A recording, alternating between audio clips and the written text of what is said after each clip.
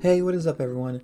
In this video I want to talk about Safer Seas, which is the new PvE servers that are coming to Sea of Thieves Season 10, and talk about how they could be better implemented. But first I want to talk about my problems with the PvE servers just conceptually. So the reason PvE servers aren't good for Sea of Thieves in the way that they are set up right now currently, PvP is essential to the Sea of Thieves experience. Now, some people in the comments in my last video were taking it to think that I was just some sweat lord that wanted to beat up and bully newer players. That's not true. The reason PvP is so essential to Sea of Thieves as a whole is that it gives meaning to everything that you're doing. Basically what PvE servers does is takes out all the risk in doing anything. And if there's no risk to doing anything, then there's no meaning to doing it. Also, it makes the game a lot easier for people to play. And some people will hear that and think, oh, that's great, it should be easier. It makes it great for people that aren't as good, or it makes it great for newer players and stuff. And I understand that perspective, but if you look further into it, it really hurts the game as a whole. And there's two examples that I can think of to kind of represent this point. So first, imagine that you have this really difficult marathon that you have to train for months to get ready for and all that stuff, and then at the end you can get a trophy. So you do the race, you do all that work, and great, you earn this trophy and you feel like you've actually done something good. You've gotten this big reward that took a lot of effort, a lot of practice, a lot of training to get to. Now imagine that you don't have to do the race. You can do the race if you want, but you don't have to, and you could just walk up and get the trophy without having to do anything. That's kind of what's happening here. Another example is something that's actually happened in another game, and people don't like when I use Fortnite as a comparison to Sea of Thieves, but I'm going to use it anyways for this video. When Fortnite was at its peak in popularity, it was the hardest the game had ever been. This was where there was no skill-based matchmaking, the game was just a lot more difficult, and you needed a lot more skill to win. And I would say that was even harder than what Sea of Thieves is now, because with Sea of Thieves there's a ton of different things that you can do in order to get treasure and all that kind of stuff, whereas with Fortnite, really there was only one way to become the winner in that game. But anyways, with Fortnite, it was in its peak popularity when the game was difficult, because getting that victory royale had a sense of meaning to it. It was difficult to get to, and then once you finally did, you felt super accomplished and you were proud of yourself for what you were able to do. Now you look at the game and it's still popular, and I think Sea of Thieves will be the same way. It still will be a popular game, but people don't get as excited for Fortnite anymore. They don't get excited when they get the victory royale. Maybe they'll get like a slight little, boost. But honestly, it's so easy to get victory royales now in the game that they've lost all sense of meaning. Bringing it back to Sea of Thieves, if you imagine the PvE servers, if players get used to playing on a PvE server when they start, they probably won't ever want to go over to the main game because it's going to be so different. It also, I feel like, loses the meaning of having tons of treasure on your ship. When you have tons of treasure on your ship, there's a real adrenaline factor that goes along with it, because the risk is high, because you have tons of treasure. At any moment you could be attacked and you have to fight for it and stuff. That adrenaline boost, that risk and excitement that comes from it, that's what makes Sea of Thieves fun. That's the Sea of Thieves experience, at least in my mind. There's tons of stuff in Sea of Thieves, but that core experience of getting treasure and having to protect it, and the risk of at any moment you would be thrown into a PvP battle is unmatched by most games. I think Rare has really lost what the core of Sea of Thieves is. I hope that explains why I am kind of opposed to PvE servers, but next I want to talk about how I do think they could be implemented without having the problems I was just mentioning. So first, one of my biggest and main problems with the PvE servers is when talking about progression. So right now they have it set up for the PvE servers that reputation and gold values are going to be 30% of what it would be in the normal game. So at first you'd think that's fine and whatever, but honestly I think that's way too much. They also max the reputation count for the trading companies at level 40, meaning you can't get Pirate Legend, but you can basically get pretty close to it. You can get 4/5 of the way there. So I think that's a little bit BS as well. And honestly, one of the biggest problems is if you have someone that's going all the way to level 40 in here, and they're trying to get a bunch of gold and stuff in this mode, when they get to the main game, if they ever do go to the main game, because there's no guarantee that they'll ever leave Safer Seas and go to the other part of the game. When they do get there, they will not be prepared at all for the main game. What's kind of nice with how Sea of Thieves is now for new players is you have smaller voyages, which means you have less treasure and less time commitment. So if you do get attacked, yeah, it sucks, but you can learn from those experiences. It's kind of like a little kid that goes up to the stove and their parents tell them not to touch it, but then they do and they learn from it because they get burnt. That's kind of what you have to do with Sea of Thieves.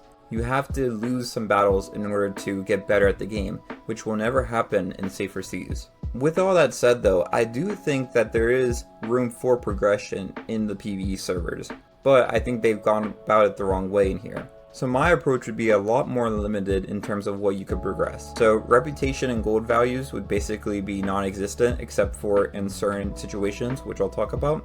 But you wouldn't be able to get reputation and gold for the gold hoarders, merchants, all that kind of stuff, but you could still do all the voyages if you want. I do think there should be some progression though, and I think it needs to be tailored to what makes sense for this PvE experience. So I think the Hunter's Call should be fully open. You can go all the way to the max level cap, you can do your commendations for it, you can level up your reputation for it. I am not sure about the gold value for it. I'm a little more hesitant about it. Maybe that would be fine for 30% of what you would get for fishing. I think that would make sense because I think you should get something for it, but it shouldn't be the same as the main game. But with the Hunter's Call and fishing, that's really like a PvE thing in my mind, and PvP doesn't really get affected at all by the Hunter's Call. If you're someone that just wants to go out and like sit and fish, I think you should be able to do that and not be bothered. Because there's been times that I wanted to do that. I've had friends that have played the game and all they care about was fishing, and I think that should be something available in the Safer Seas as a thing that you can progress in.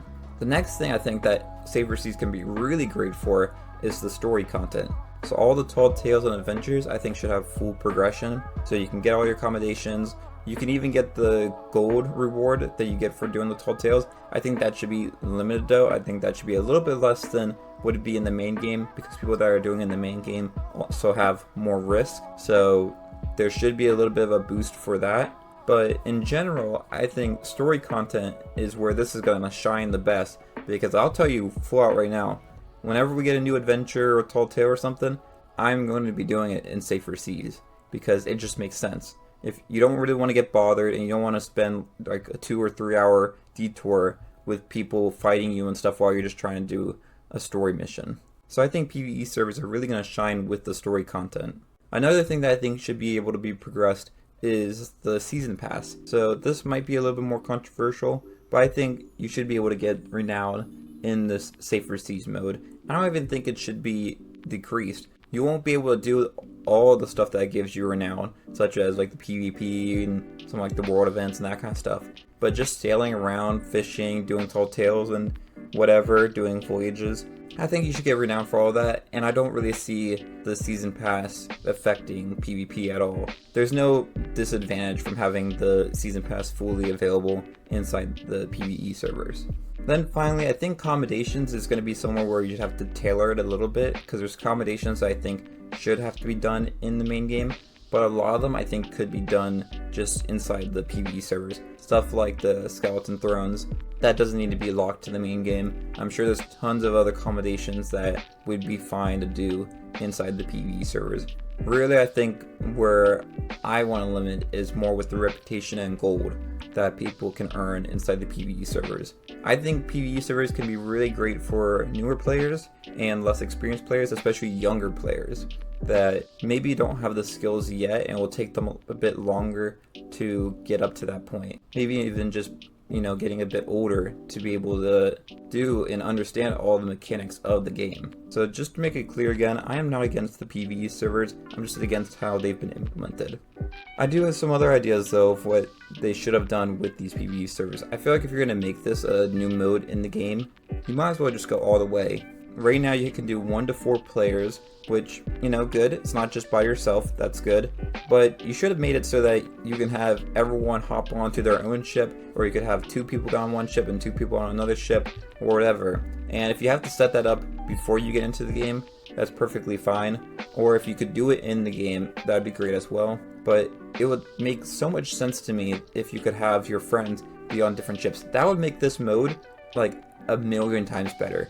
I think everyone would be on board if you could just hop on a server with your friends and you guys could battle each other, go into like a fort and, you know, TDMing or whatever, or if you could do ship combat against your friends. And that would actually help newer players get prepared for the main game. Because I feel like a lot of times with Sea of Thieves, newer players are really brought in by older players that have played the game, and those older players try to teach them the way that the game works. But something that we've never been able to really do is like spar with them.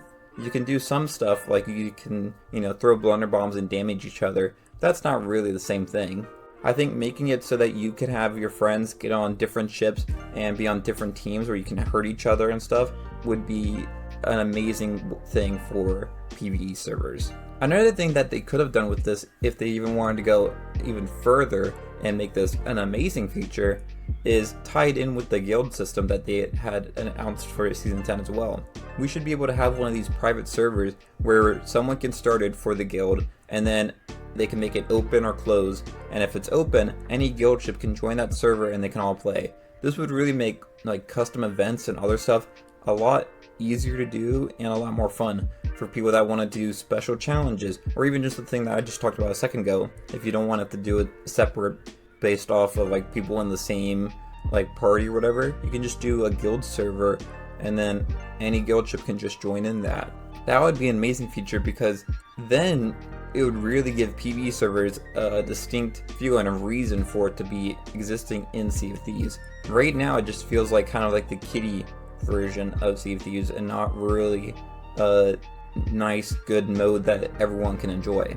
If they added the ability for other players that you're friends with to be on their own ships, and then y'all can do whatever you want, whether it's fight each other or go on big adventures, even just sailing a fleet around the sea, I think would be fun if you had all the ships in the server all going around. That would all be really cool.